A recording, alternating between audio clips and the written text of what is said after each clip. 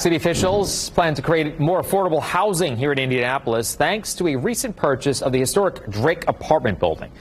It also resolved a lawsuit between the city and the Children's Museum. For tonight's Unfiltered, the president of Indiana Landmarks speaks about the process of designating a building as historical. Well, Marsh, thank you so much for joining us. We were really interested in this story. Tell us a little bit more about the history when it comes to the Drake. Well, the history has multi-layers. It was designed by a prominent architect. His name was Henry Ziegler Dietz, who did, among other things, some of the apartment buildings north of the Drake on Meridian Street. Also, the Rivoli Theater on the east side, and another formerly endangered building down in Evansville, a very famous building called the McCurdy Hotel. So it has a good pedigree and a very prominent location on the street. Give us a little bit of the background when it comes to the city and the Children's Museum lawsuit.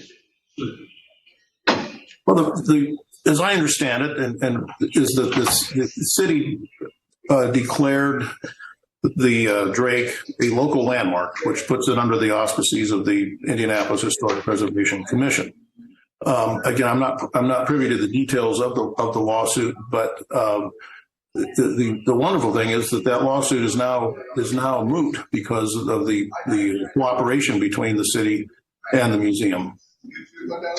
Explain to our audience a little bit about how a building becomes historic. Well, it depends who you're talking to and what program you're talking about. I think when most people think historic, like, is it a landmark or is it? I probably think of the National Register of Historic Places, which is a huge list, which is maintained by the National Park Service. The National Register is one example of a designation. Locally, though, buildings are protected as landmarks if they're deemed a local landmark through the Indianapolis Historic Preservation Commission.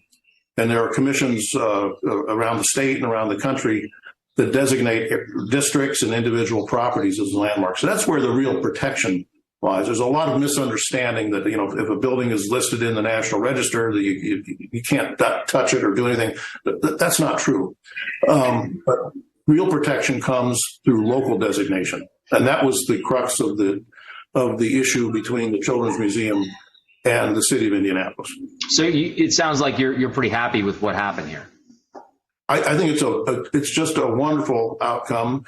It offers great promise for the future of that building. I was delighted to see the mayor's comments about returning the historic character to the building and using it for affordable housing.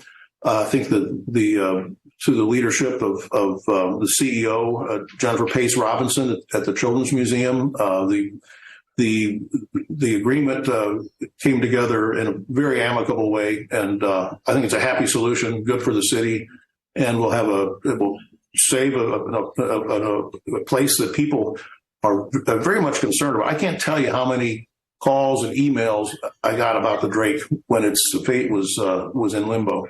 Yeah. A lot of concern in the community. Why is that? That's a prominent building. People find it attractive.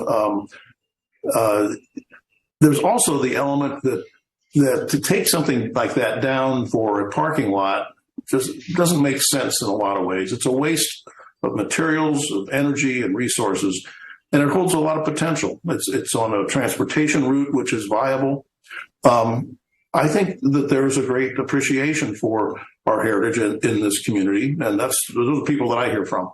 Especially that part of town, right? So are there any other buildings in central Indiana that are on this list or in a similar situation as the Drake? You mean that are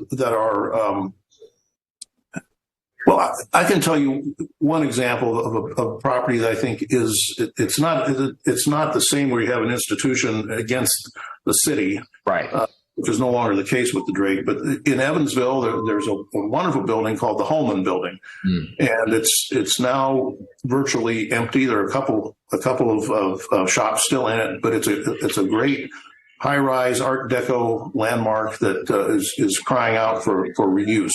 And these projects often require some subsidies.